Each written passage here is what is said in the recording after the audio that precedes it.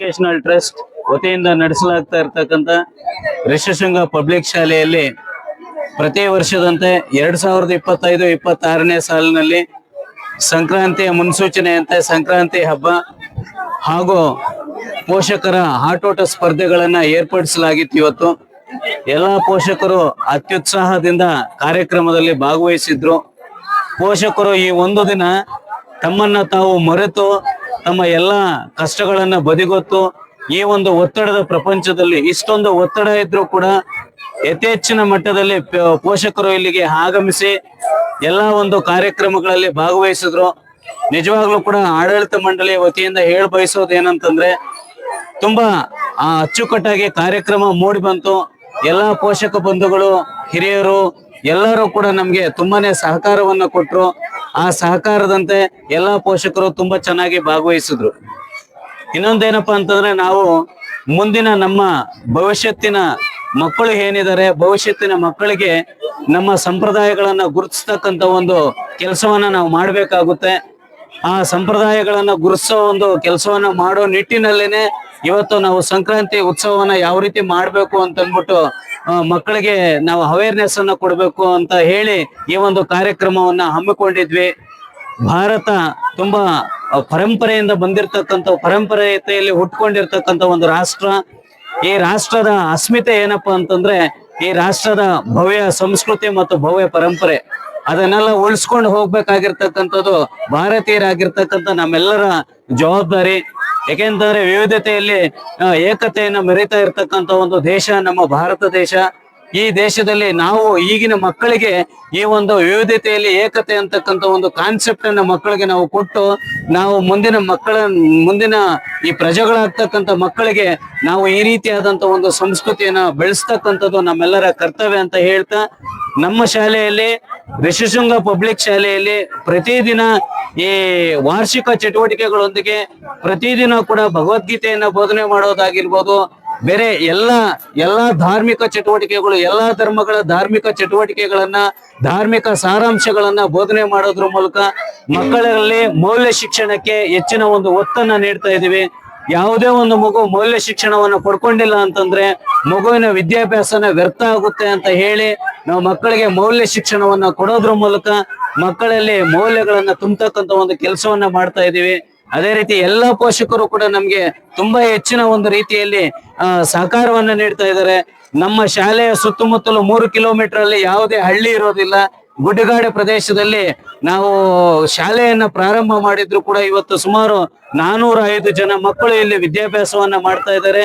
22 ಜನ teaching staff ಇದ್ದಾರೆ, ಮತ್ತೆ ನಾನ್ ಟೀಚಿಂಗ್ ಸ್ಟಾಫ್ 8 ಜನ ಇದ್ದಾರೆ.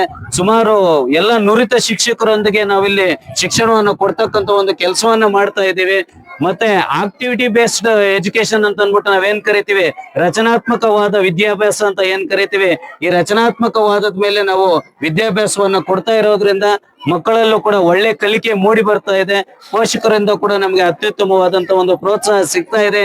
ಇದೇ ರೀತಿ ಎಲ್ಲರೂ ಕೂಡ ಎಲ್ಲಾ ಕಡೆನೂ ಕೂಡ ಅಷ್ಟೇನೆ ನಮ್ಮ ಸಂಸ್ಕೃತಿಯನ್ನು ನಮ್ಮ ಪರಂಪರೆಯನ್ನು ಉಳಿಸ್ಕೊಳ್ತಕ್ಕಂಥ ಒಂದು ಕೆಲಸವನ್ನ ಮಾಡಬೇಕು ಅಂತ ಹೇಳ್ತಾ ಇಲ್ಲಿಗೆ ಆಗಮಿಸಿರ್ತಕ್ಕಂಥ ಎಲ್ಲಾ ಪೋಷಕರಿಗೂ ಮತ್ತೆ ಎಲ್ಲಾ ಹಿರಿಯರಿಗೂ ನಮ್ಗೆ ಪ್ರತ್ಯಕ್ಷವಾಗಿ ಮತ್ತೆ ಪರೋಕ್ಷವಾಗಿ ಸಹಕಾರವನ್ನು ಕೊಟ್ಟಿರ್ತಕ್ಕಂಥ ಪೊಲೀಸ್ ಇಲಾಖೆಯವರಿಗೂ ನನ್ನ ಮಾಧ್ಯಮ ಮಿತ್ರದವರಿಗೂ ಮತ್ತೆ ನನ್ನ ಆಡಳಿತ ಮಂಡಳಿ ಸದಸ್ಯರಿಗೂ ಮತ್ತೆ ನಮ್ಮ ಸಿಬ್ಬಂದಿ ವರ್ಗದವರಿಗೂ ಮತ್ತೆ ನನ್ನೆಲ್ಲ ಮುದ್ದಿನ ಮಕ್ಕಳಿಗೆ ಹಿರಿಯರಿಗೆ ವಂದಿಸ್ತಾ ನನ್ನ ಮಾತನ್ನು ಮುಗಿಸ್ತಾ ಇದ್ದೀನಿ. ಜೈ ಹಿಂದ್, ಜೈ ಕರ್ನಾಟಕ. ಮತ್ತೆ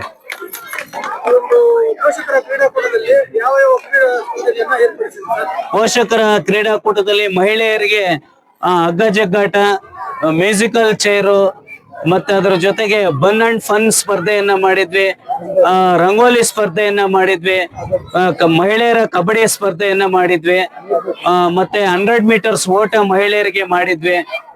ಮತ್ತೆ ಇನ್ನೊಂದು ಥ್ರೋಬಾಲ್ ಇನ್ನ ಒಂದು ನಡಿಬೇಕಾಗಿದೆ. ಈಗ ಥ್ರೋಬಾಲ್ ಕೂಡ ಮಹಿಳೆಯರಿಗೆ ಇದೆ. ಮತ್ತೆ ಪುರುಷರಿಗೆ ವಾಲಿಬಾಲ್ ಇತ್ತು, ಕಬಡ್ಡಿ ಇತ್ತು, 100 ಮೀಟರ್ಸ್ ಓಟ ಇತ್ತು, ಮತ್ತೆ ಟಗ್ ಆಫ್ ವಾರ್ ಅವ್ರಿಗೂ ಇತ್ತು, ಬಕೆಟ್ ಅಂಡ್ ಬಾಲ್ ಮಹಿಳೆಯರಿಗೂ ಇತ್ತು, ಮತ್ತೆ ಪುರುಷರಿಗೂ ಕೂಡ ಇತ್ತು. ಮತ್ತೆ ಇನ್ನೊಂದು ಪುರುಷರಿಗೆ ಈಗ ಮ್ಯೂಸಿಕಲ್ ಚೇರ್, ಪುರುಷರಿಗೆ ಮ್ಯೂಸಿಕಲ್ ಚೇರ್ ಒಂದು ನಡಿಬೇಕಾಗಿದೆ ಸರ್. ಪೋಷಕರು ಒಂದು ಸಂಖ್ಯೆ ಒಂದು 700 ಇರುತ್ತೆ ಸರ್. ವಿಜೇತರಿಗೆ ನಮ್ಮ ವಾರ್ಷಿಕೋತ್ಸವ ಸಮಾರಂಭದಲ್ಲಿ ಎಲ್ಲಾ ವಿಜೇತ ಸ್ಪರ್ಧಿಗಳಿಗೂ ಕೂಡ ಬಹುಮಾನವನ್ನ ನೀಡ್ತೀವಿ. ಪೋಷಕರಿಗೆ ನಾ ಬಯಸೋದು ಒಂದನೇ, ಮೊಬೈಲ್ ಅನ್ನ ಆದಷ್ಟು ಕೂಡ ಕಮ್ಮಿ ಮಾಡಿ. ಮೊಬೈಲ್ ನಮ್ಗೆ ಎಷ್ಟು ಅನುಕೂಲ, ನಮ್ಗೆ 20% ಮೊಬೈಲ್ ಅನುಕೂಲ ಆಗ್ತಾ ಇದ್ರೆ 80% ನಾವು ಅದರಿಂದ ಅನಾನುಕೂಲನೇ ಪಡ್ಕೊಂತ ಇದೀವಿ. ದಯವಿಟ್ಟು ಮಕ್ಕಳ ಮುಂದೆ ನಾವು ಪುಸ್ತಕ ಎತ್ಕೊಂಡು ಕುತ್ಕೊಂಡ್ರೆ ಮಕ್ಕಳು ನಮ್ಮ ಪಕ್ಕದಲ್ಲಿ ಪುಸ್ತಕ ಎತ್ಕೊಂಡು ಕುತ್ಕೊಂತಾರೆ. ಮಕ್ಕಳ ಮುಂದೆ ನಾವು ಮೊಬೈಲ್ಸ್ ಅಲ್ಲಿ ತಲ್ಲೀನರಾಗಿದ್ರೆ ಮಕ್ಕಳು ಕೂಡ ಮೊಬೈಲ್ ಕಡೆ ಹೋಗ್ತಾರೆ.